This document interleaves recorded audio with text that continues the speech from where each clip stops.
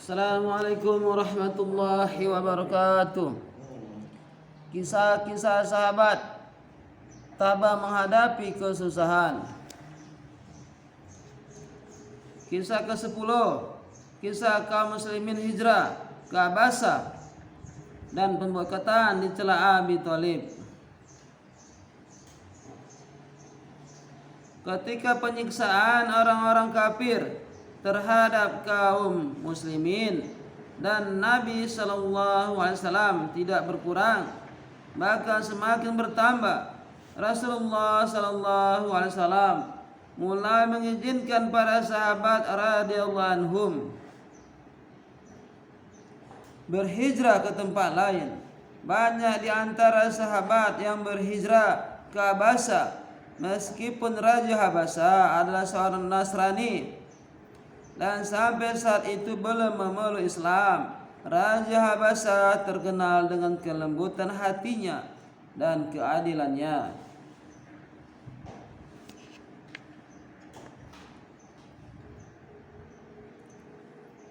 Pada bulan Rajab tahun kelima kenabian, diberangkatkan jamaah pertama ke Abasa sebanyak 11 atau 12 orang laki-laki dan 4 atau 5 orang wanita. Orang-orang kafir Mekah mengejar mereka namun tidak berhasil menangkapnya. Setibanya di Abasa, kaum muslimin mendapat kabar bahwa Islam telah menang dan seluruh penduduk Mekah telah masuk Islam. Mereka sangat bergembira dengan berita itu sehingga mereka memutuskan untuk kembali ke Mekah.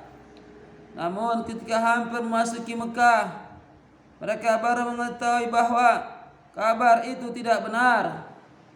Bahkan mereka semakin memusuhi dan menyakiti kaum muslimin. Sebagian di antara mereka ada yang kembali dan ada yang terus memasuki Mekah dengan jaminan seseorang. Peristiwa ini disebut hijrah ke Abasa yang pertama.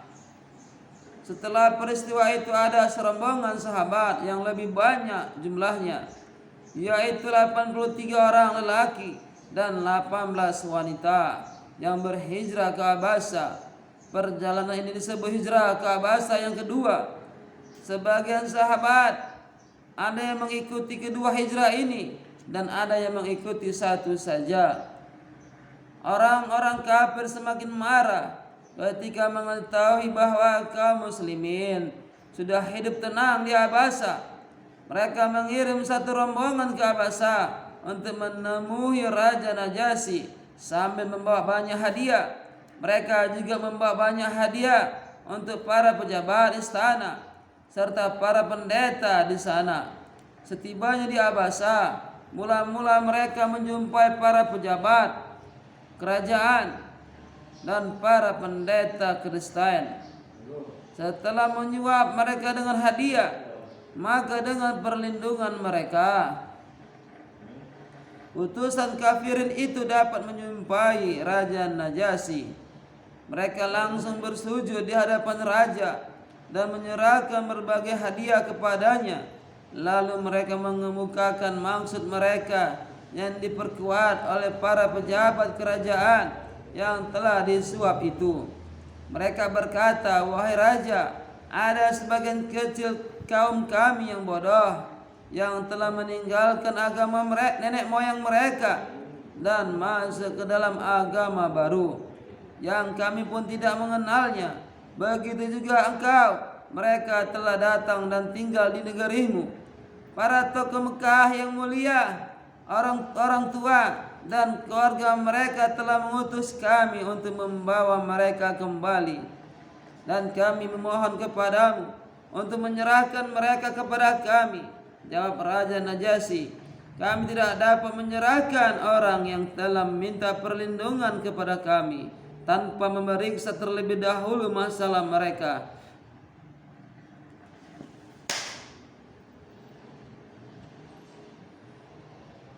Mereka akan aku panggil dan aku tanyai.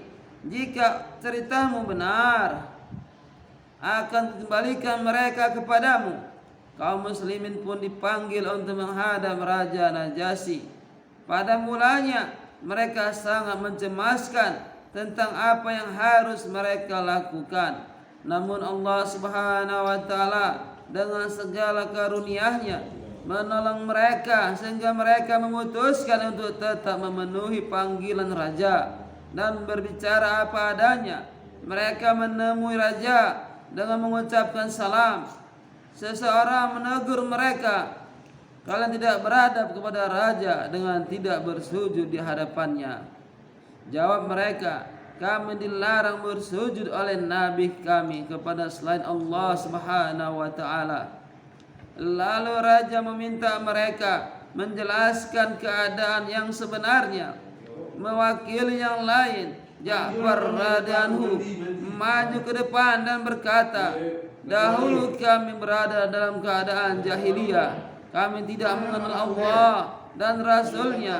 Dahulu kami menyembah berhala, memakan bangkai, berbuat jahat, dan memutuskan kekeluargaan. Yang kuat di antara kami menindas yang lemah. Demikianlah keadaan kami dahulu ketika kami dalam keadaan jahiliyah. Allah mengutus Rasul-Nya yang keturunan, kejujuran, sifat amanah dan kesucian hidupnya sangat kami kenal. Beliau mengajak kami menyembah Allah yang Esa, yang tiada sekutu baginya, dan melarang kami menyembah berhala. Beliau menyuruh kami berbuat baik dan melarang berbuat jahat. Beliau menyuruh kami berkata jujur, bersifat amanah, dan menjaga silaturahmi. Beliau juga menyuruh berbuat baik kepada tetangga, mendirikan salat, berpuasa, dan bersedekah. Beliau mengajar kami akhlak terpuji, melarang kami berzina, berdusta, memakan harta anak yatim, menuduh orang lain, dan perbuatan-perbuatan buruk lainnya. Beliau mengajarkan kami Al-Quran yang mulia, dan kami beriman terhadapnya, serta mengamalkan segala firman-Nya. Berkenaan dengan hal ini, kaum kerabat kami memusuhi kami dan menyiksa kami dengan berbagai penyiksaan. Kami adalah orang-orang yang tertindas, dan Nabi kami telah menyuruh kami berhijrah, memohon pertolongan di negerimu ini. Raja Najasyi bertanya lagi, sekarang perdengarkan kepadaku Al-Quran yang dibawa oleh nabimu itu. Maka Ja'far radhiyallahu membacakan sebagian ayat permulaan surat Maryam.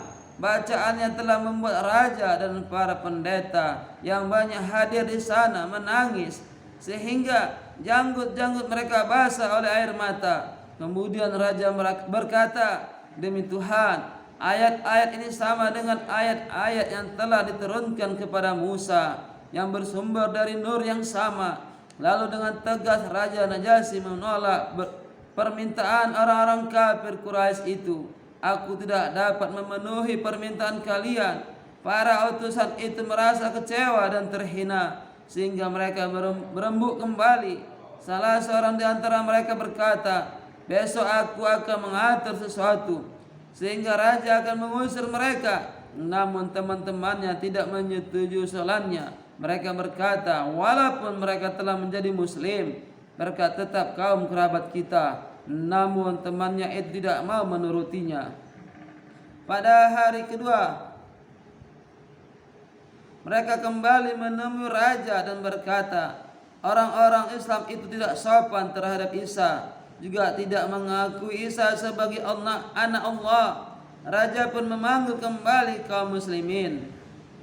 Sahabat bercerita, pada hari kedua kami dipanggil lagi, dan hal itu membuat kami bertambah cemas. Walaupun demikian, kami tetap menghadap raja. Raja bertanya, bagaimanakah Isa alaihissalam menurut kalian? Kami menjawab, kami katakan seperti yang diturunkan kepada Nabi kami mengenainya, bahwa Isa adalah hamba Allah, Nabi Allah, Ruhnya Allah, dan kalimahnya yang Allah turunkan melalui perawan Maryam yang suci. Najasyi berkata, itulah pengakuan Isa tentang dirinya. tidak ada yang lain. Para pendeta ketika itu saling berbisik dan gaduh atas jawaban raja. Raja berkata kepada mereka, "Apa mau kalian? Katakanlah." Najasyi pun mengembalikan semua hadiah yang sudah diberikan kepadanya, lalu berkata kepada kaum muslimin, "Tinggallah di sini dengan aman.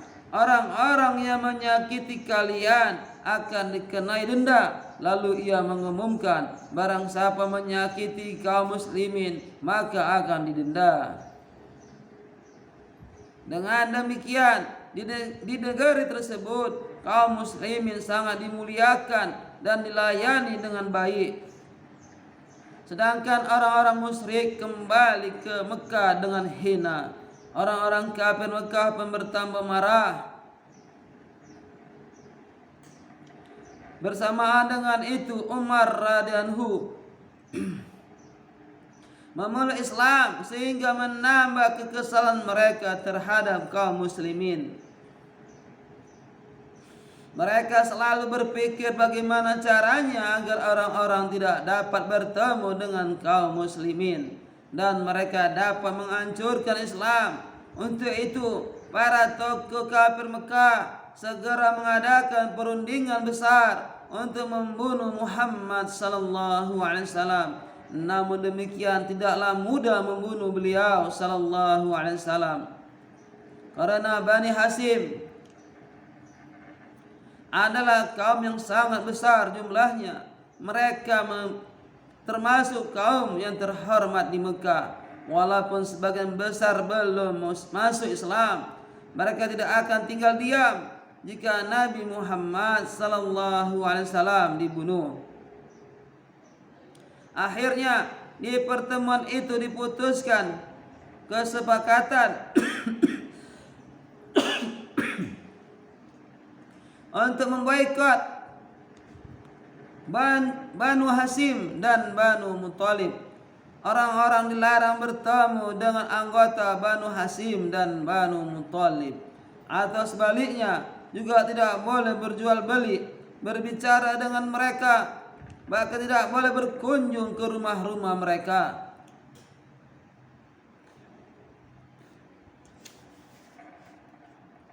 Dan mereka dilarang datang ke rumah orang-orang kafir.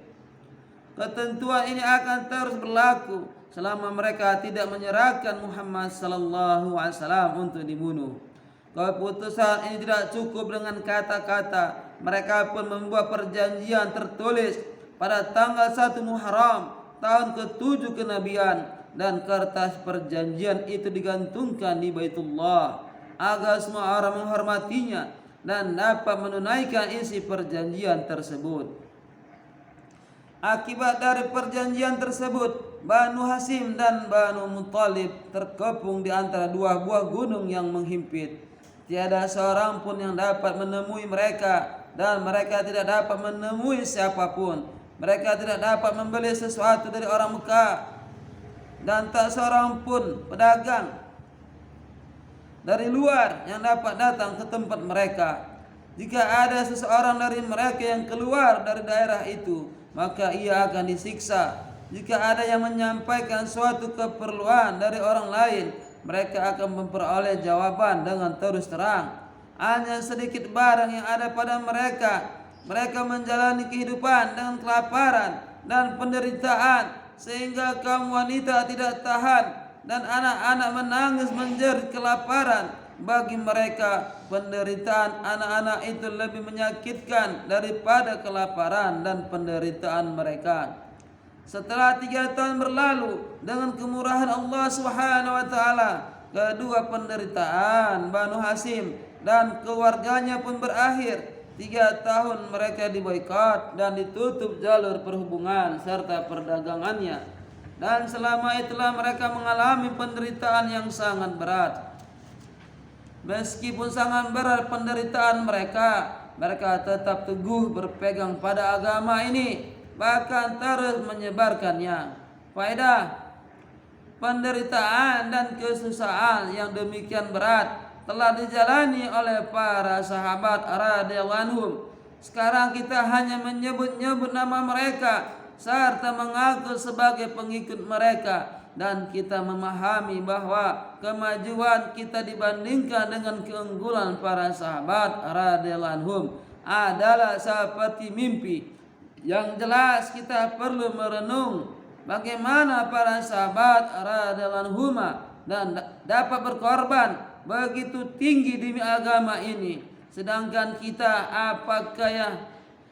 apakah yang telah kita lakukan demi agama dan kemajuan Islam? Sesungguhnya